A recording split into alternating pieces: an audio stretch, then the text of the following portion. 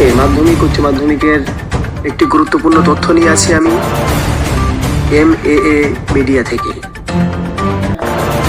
যারা 2026 সালে 2025 সালে মাধ্যমিক উচ্চ মাধ্যমিক দিয়েছো, যা তোমাদের এখনো তোমরা স্বামী বিবেকানন্দ স্কলারশিপের যোগ্য, তাদের নিয়ে আজকে ইম্পর্টেন্ট কিছু আলোচনা করতে চলেছি। তো ভিডিও শুরু করার পূর্বে যারা আমাদের চ্যানেলে নতুন ভিজিট করছো, তাদের বলবো তোমরা এই চ্যানেলকে সাবস্ক্রাইব করে দাও এবং সমস্ত গুরুত্বপূর্ণ তথ্য শিক্ষা সংক্রান্ত বিষয়ে পেতে তোমরা এই চ্যানেলটি সাবস্ক্রাইব করে দাও। ভিডিও ভালো লাগলে একটি লাইক দেবে, আমাদের সাথেই থাকো। তো যারা উচ্চ মাধ্যমিক দিয়েছো, তাদের স্কলারশিপের বিষয়, স্বামী বিবেকানন্দ স্কলারশিপ পূর্বের একটি ভিডিও বলে দেওয়া হয়েছে কত % নম্বর হলে তুমি স্বামী বিবেকানন্দ স্কলারশিপের জন্য অ্যাপ্লাই করতে পারবে। তো সেক্ষেত্রে যদি তোমার 60% নম্বর হয়, 60 থেকে তোমার যদি 100% নম্বরের মধ্যে হয়, তাহলে সেক্ষেত্রে তুমি স্বামী বিবেকানন্দ স্কলারশিপের জন্য অ্যাপ্লাই করতে পারবে। আর যদি তোমার 60% নিচে নম্বর হয়, সেক্ষেত্রে তুমি কিন্তু নবান্ন স্কলারশিপের জন্য অ্যাপ্লাই করতে পারবে।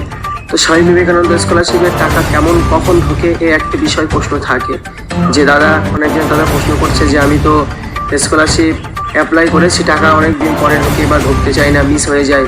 তো সেক্ষেত্রে এই দিক দিয়ে কিন্তু সতর্ক বার্তা একটি তোমাদের আমি দিয়ে রাখি, সেটা হলো স্বামী বিবেকানন্দ স্কলারশিপের টাকা কিন্তু প্রায় 1 বছর পরে ঢোকে। কেমন?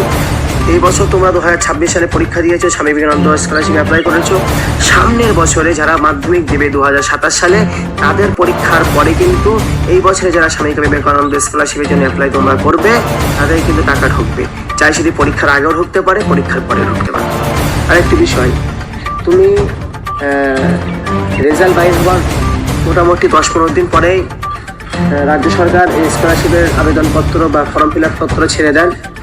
তো এবারে কি হয়, কখনো কখনো তুমি স্কলারশিপের জন্য অ্যাপ্লাই করার পরেও তোমার ওটা গ্রহণীয় হয় না, ফেল দেখায়। তো এক্ষেত্রে হতাশ হওয়ার কোনো কারণ নেই। ওটা ফেল এই কারণেই যে তোমার হবে না, এটার জন্য না, বা তোমার নম্বর ভালো থাকার পরে তোমাকে কেন গ্রহণ করা হচ্ছে না স্কলারশিপের জন্য, এই জন্য না, বরং এটা হচ্ছে তোমার স্কুল থেকে স্বামী বিবেকানন্দ স্কলারশিপের পোর্টালে এখনো পর্যন্ত নাম লেখায়নি। কারণ ওটা কখনো কোনো স্কুল স্কলারশিপ ছেড়ে দেওয়ার 1-2 দিনের মধ্যেই তার নিজের স্কুলের নাম লিখিয়ে দেয়, বা কোনো স্কুল দেরি করে। তো সেক্ষেত্রে যদি তোমার কোনো রকম অসুবিধা হয়, তুমি নিজের স্কুলের হেডমাস্টারের সাথে তুমি যোগাযোগ করতে পারো, বা দেরি করে অভিজ্ঞ ব্যক্তির কাছ থেকেই তুমি করতে পারো। আর কীভাবে তোমার টাকা ঢুকছে তুমি জানতে পারবে কীভাবে, এক্ষেত্রে তুমি মোবাইলে গুগলে গিয়ে স্কলারশিপ, সেখানে তুমি স্কলারশিপ সার্চ করবে। সার্চ করার পরে ওখানে অনেক রকম অপশান আছে, ওখানে তুমি তোমার স্টুডেন্ট আইডি দেবে, তোমার ডেট অফ বার্থ দেবে, কত সালে তুমি পাস করেছো সেটা দেবে। তারপরে কিন্তু তোমাকে একটা লিস্ট দেওয়া হবে, ওই লিস্টে তুমি দেখবে তোমার টাকা ঢুকে গিয়েছে কি না ঢুকে গিয়েছে।